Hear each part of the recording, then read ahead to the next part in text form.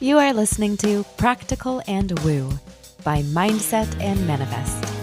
My name is Eden, and I invite you to embark on a journey with me to explore the practical and spiritual edges of the unknown for the purpose of allowing you to embody and empower yourself uniquely as you are, and to intentionally create and live a life of freedom and fulfillment.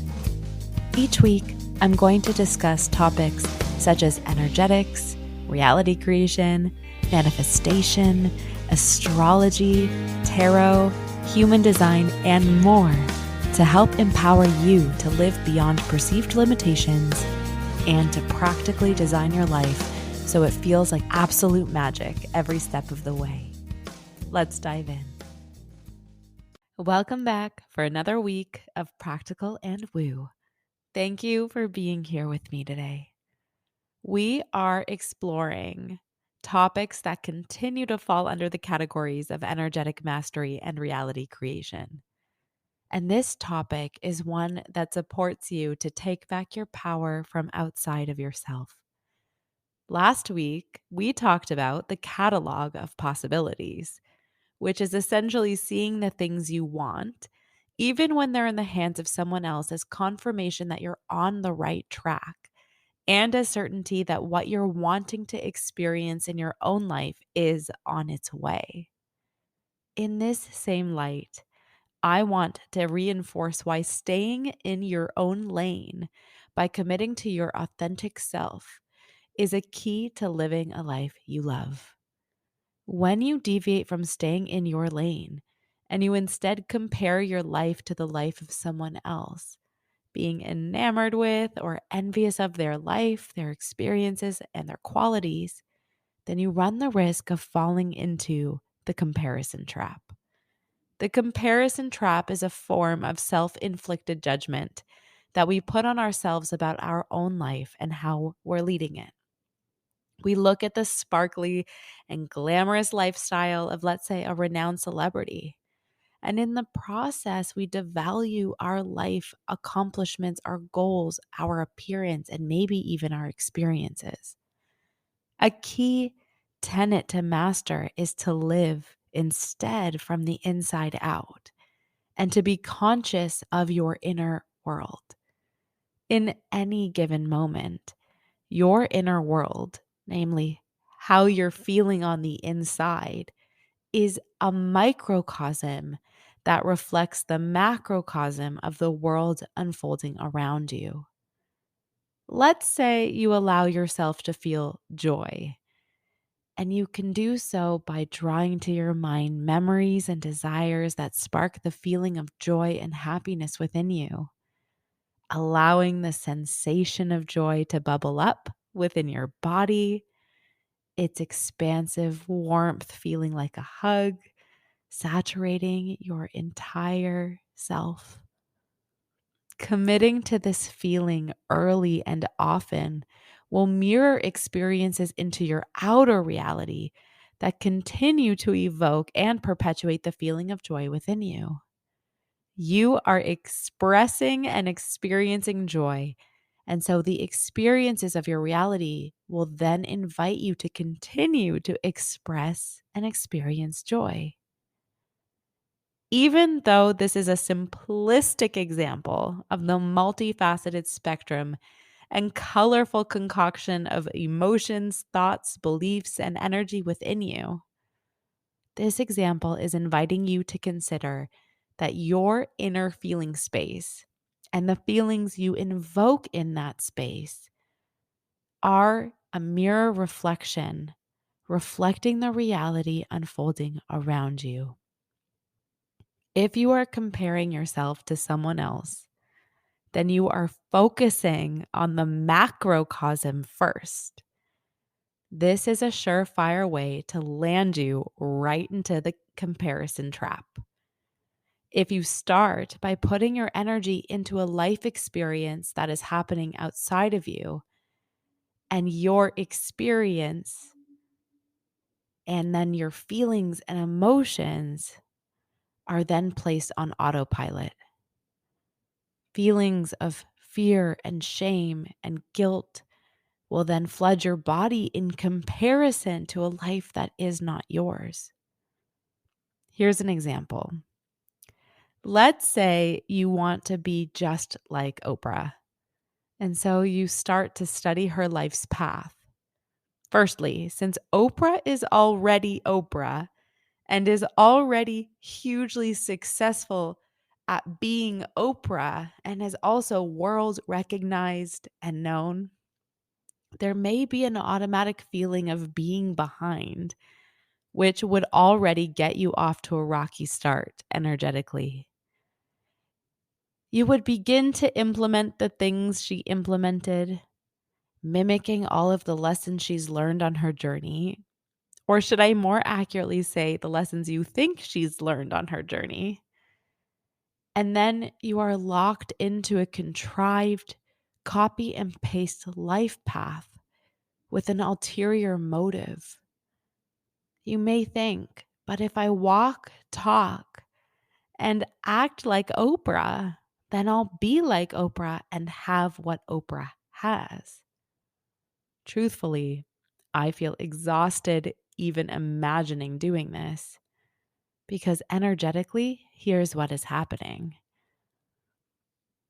You're forcing a life path, which means you're very much working against the natural flow of your own energy. In doing this, you would begin to compare how far you've come in mimicking or mirroring this life. And then you're invited to constantly wonder what you're doing wrong or why it worked for Oprah and not you. In this example, you'd devalue yourself and give your power away to someone else's life. And it would also mean that you are disallowing yourself to live authentically with your natural rhythms and also disallowing your own journey to unfold, which means you could never have or experience any potential surprises that you're meant to have, hold, or achieve. What if you're the one who's meant to be the first gazillionaire and you would never know because you're tracing the path of someone you're not? Allow me to be clear here. You are allowed to desire to have life experiences that are resonant or similar to someone else. In fact, as the catalog of possibilities states, someone else having what you desire and want is a confirmation that it's possible, meant to be yours, and will be yours as long as you keep traveling along the path in alignment with who you are. And on top of that, if you desire to have something, then you can trust that some part of you already energetically achieved it, making that thing so close to you that you can even desire and think about it in the first place.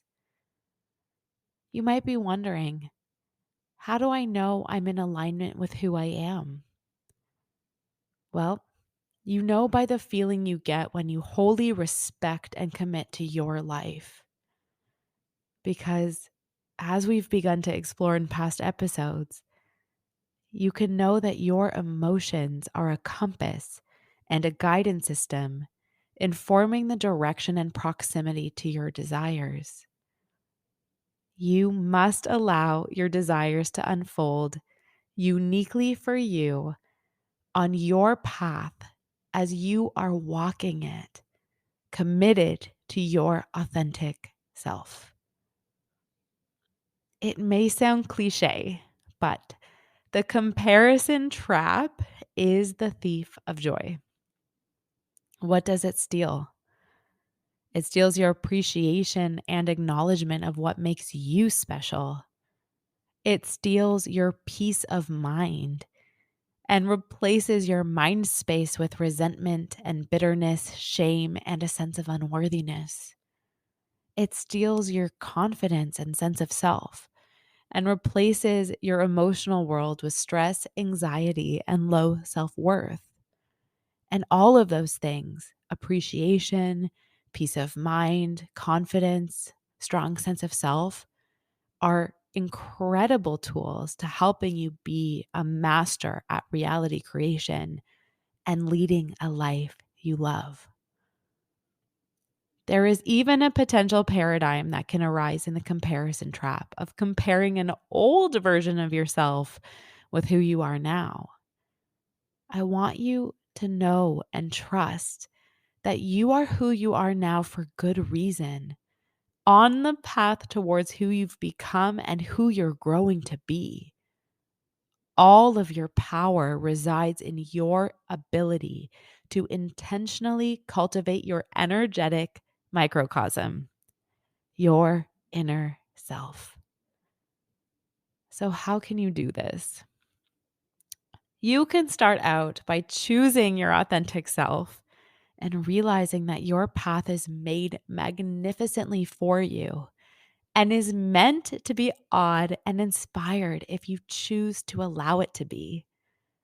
You can have everything and anything you desire and set your mind to, as long as you continue to stay in alignment or continue to find your alignment with who you are at your core. More specifically, I did want to offer a couple of tools that you can start to implement in order to receive the antidote to the comparison trap, essentially.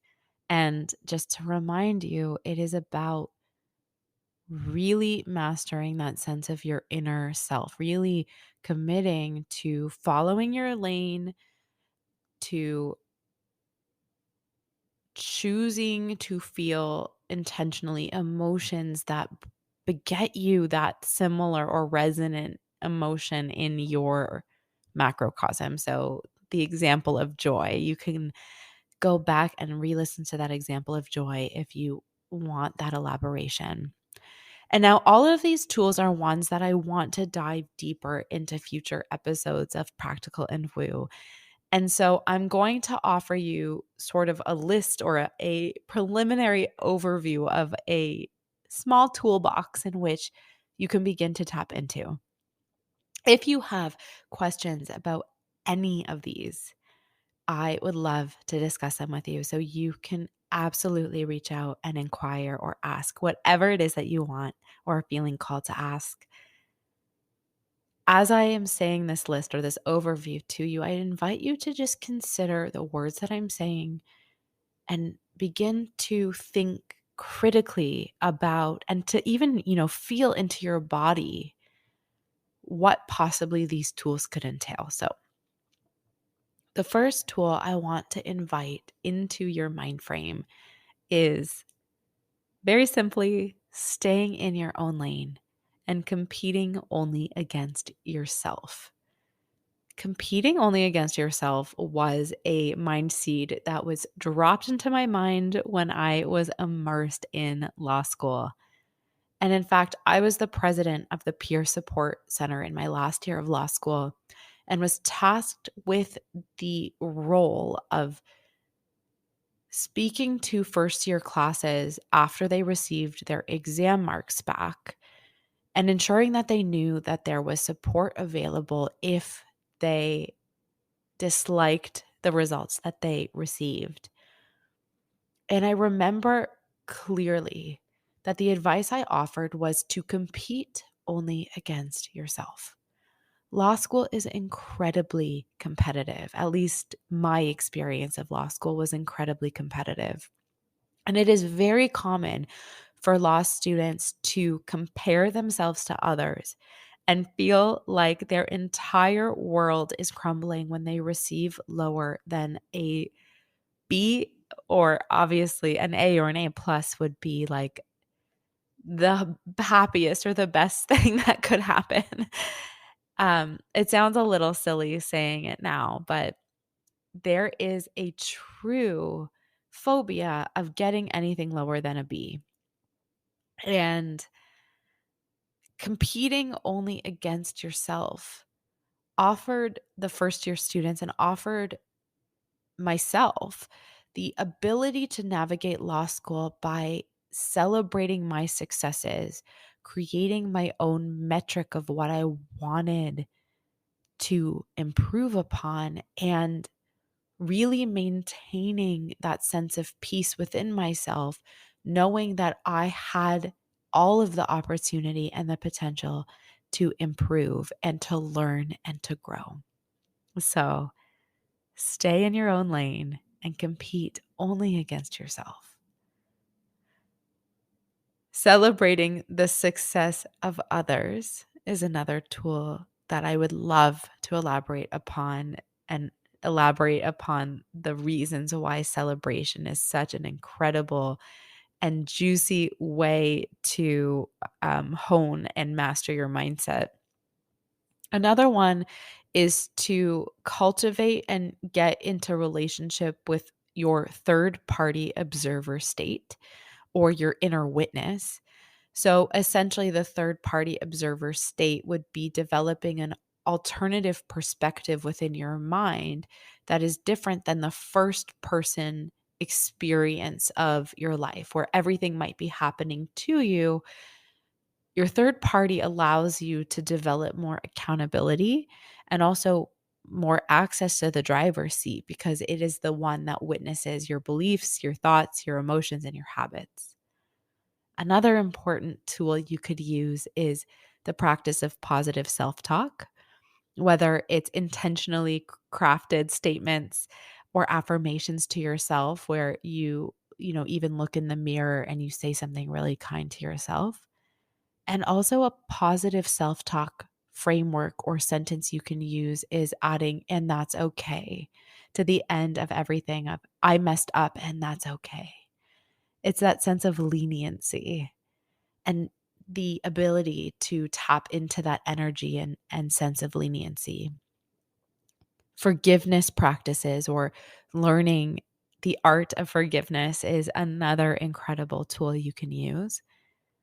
And also focusing on making micro improvements, micro successes, micro accomplishments, taking your life one step at a time and celebrating the minutia of what it is that you're moving towards.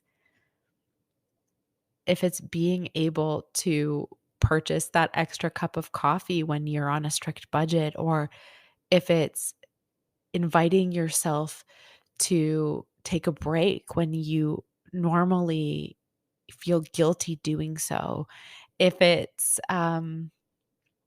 just about anything, managing to go to the gym when you want to create changes in your physical habits. It's about celebrating the successes along the way.